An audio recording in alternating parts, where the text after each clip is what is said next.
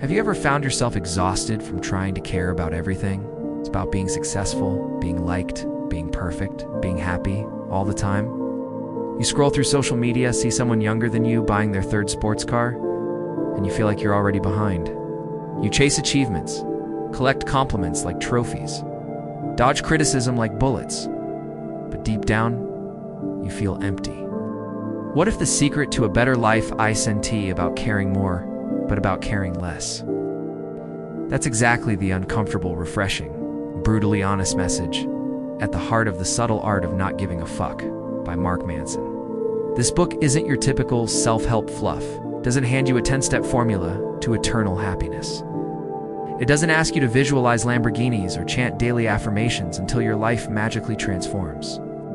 Instead, Mark Manson, a blogger turned best-selling author, flips the script. He argues that life is messy, that pain is inevitable, that trying to be positive all the time is a toxic trap. And the real growth? It begins the moment we get comfortable with the uncomfortable. Stop giving a fuck about things that don't truly matter. Published in 2016. This book became a cultural phenomenon, selling millions of copies worldwide and sparking thousands of conversations about what it really means to live a meaningful life. It blends philosophy, psychology, personal stories, and a whole lot of F-bombs to challenge the way we think about happiness, values, and responsibility. But let's be clear, this isn't about becoming indifferent or apathetic. It's about being selective. Mark Manson invites us to stop wasting energy on things we can control and start focusing on what actually matters. He teaches us how to take responsibility, embrace failure, and stop chasing the illusion of having it all. This book is raw, it's unfiltered, and honestly, it might just be the slap in the face. Wisdom we all need in a world drowning in fake positivity. So if you're tired of pretending, if you want to reclaim your time, your peace, and your sanity, stick around, because in the next parts of this video, we'll break down the core ideas, walk through the personal stories, unpack the themes, and leave you with a whole new lens to look at your life through. This is The Subtle Art of Not Giving a Fuck. Mark Manson doesn't ease us in gently.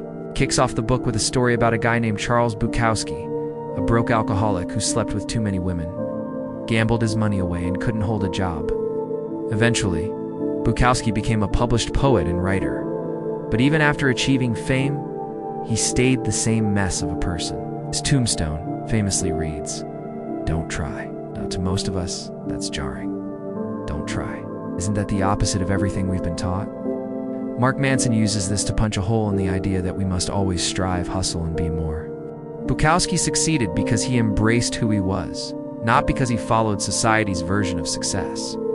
And that Manson, first big idea, we only have a limited number of fucks to give, so we better make sure we give them to the right things. From here, Manson lays out what he calls the feedback loop from hell, that destructive cycle where we feel bad about feeling bad. You're anxious? Then you're anxious about being anxious. You're sad? Then you feel guilty for being sad. The more we try to eliminate negative feelings, the more they multiply. Why? Because constantly trying to be positive only reminds us how far we are from it. That when he drops another core principle, problems never go away.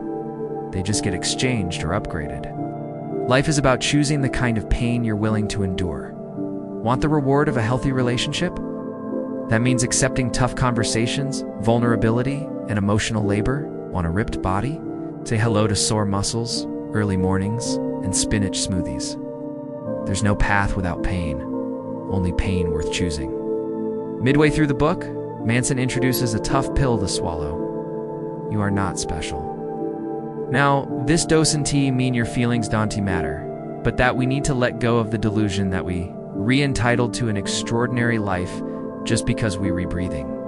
The obsession with being exceptional creates a crisis of self-worth.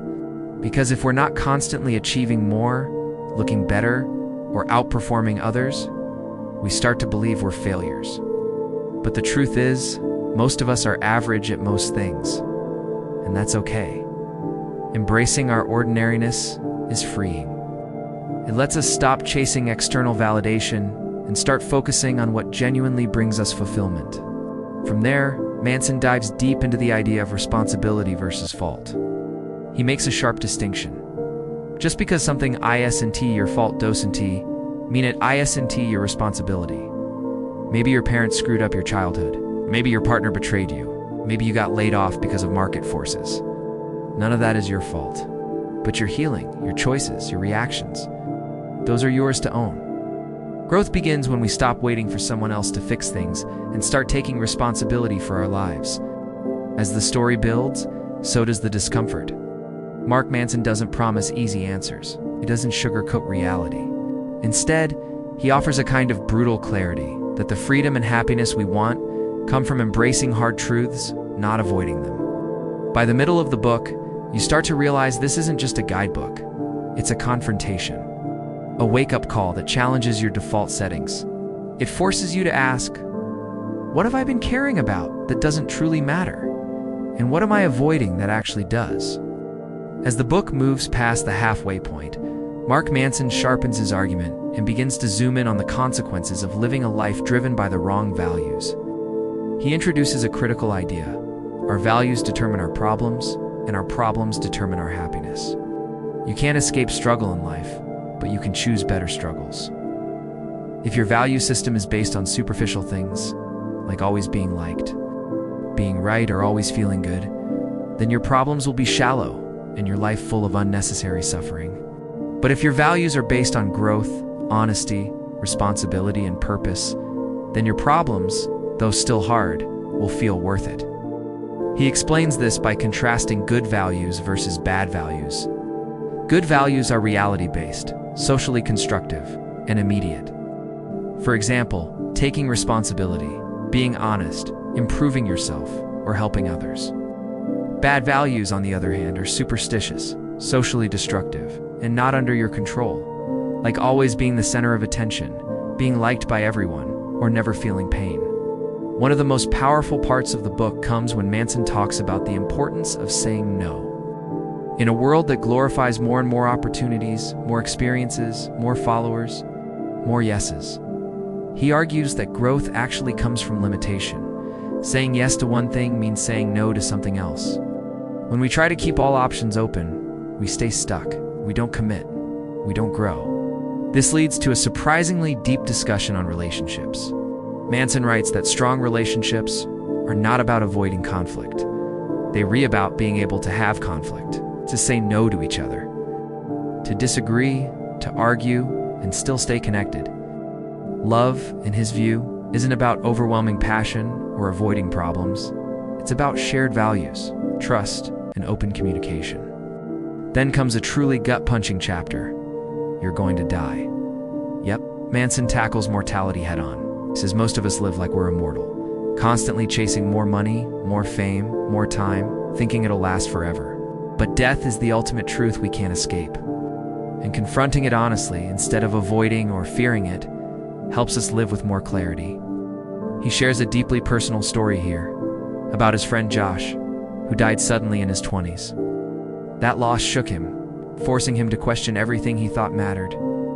It was that moment, facing the rawness of death, that made Manson realize how precious and fragile life is.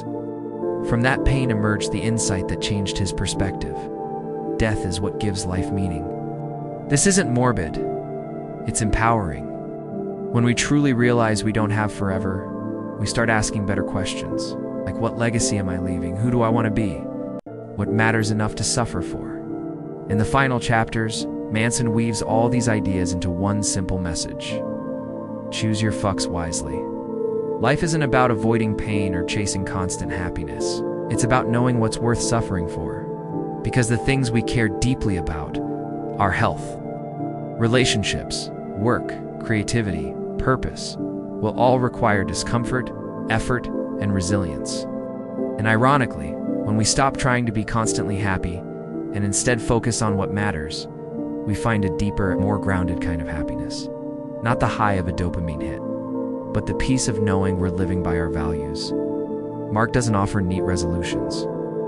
There are no 7 habits, no checklists, no guaranteed outcomes. What he gives is perspective.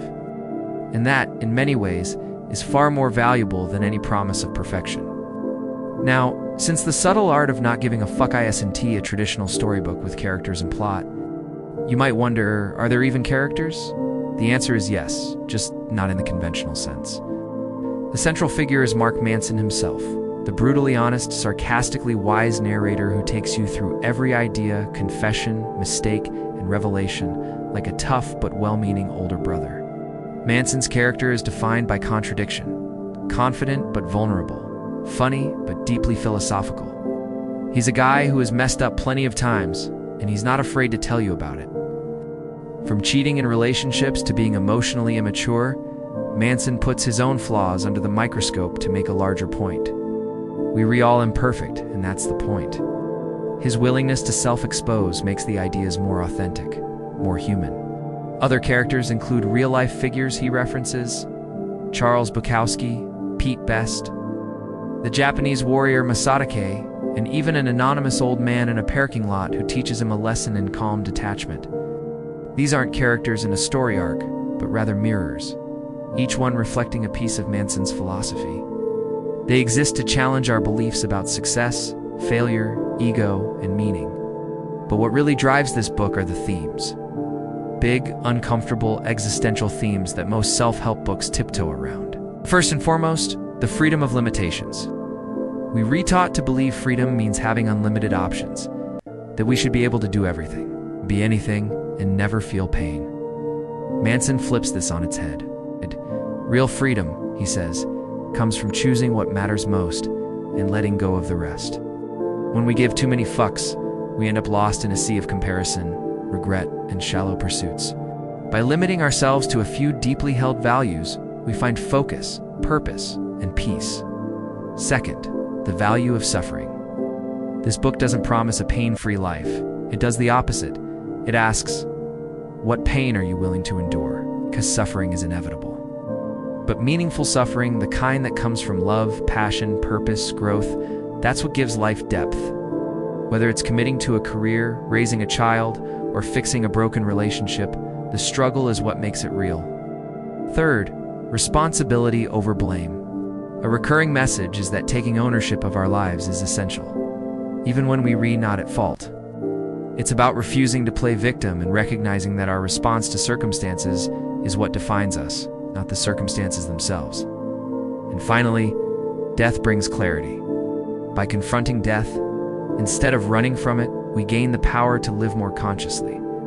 Manson encourages us to stop wasting time on what doesn't matter, to say no more often, and to realign our lives around values that will still mean something when we're gone. So while there are no dragons, love triangles, or plot twists in this book, the inner journey it demands is far more intense.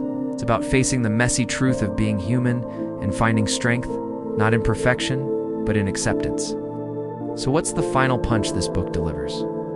At its core, The Subtle Art of Not Giving a Fuck is not about becoming indifferent or careless. It's about caring deeply, but wisely.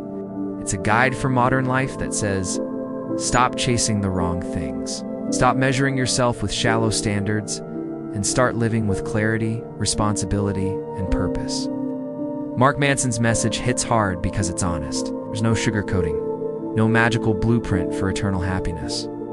Instead, he gives you something more powerful, a mirror, one that forces you to ask, what truly matters to me? What pain am I willing to accept in service of something greater? Am I wasting my energy trying to be something I'm not?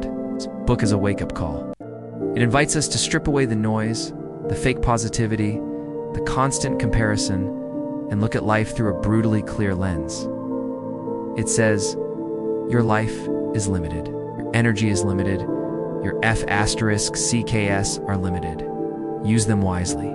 If you're someone constantly overwhelmed, if you feel trapped by expectations, social pressure, or your own perfectionism, this book is for you. If you're tired of pretending everything's okay when it's not, this book is for you. And if you're ready to stop trying to fix everything and start facing everything, then Mark Manson's Tough Love might be the slap-and-throw-face wisdom you've been looking for. At the end of the day, The Subtle Art of Not Giving a Fuck reminds us that the goal isn't to avoid struggle, it's to struggle well, with meaning, with honesty, with courage. 'Cause When you finally learn to give fewer better fucks, that's when real freedom begins.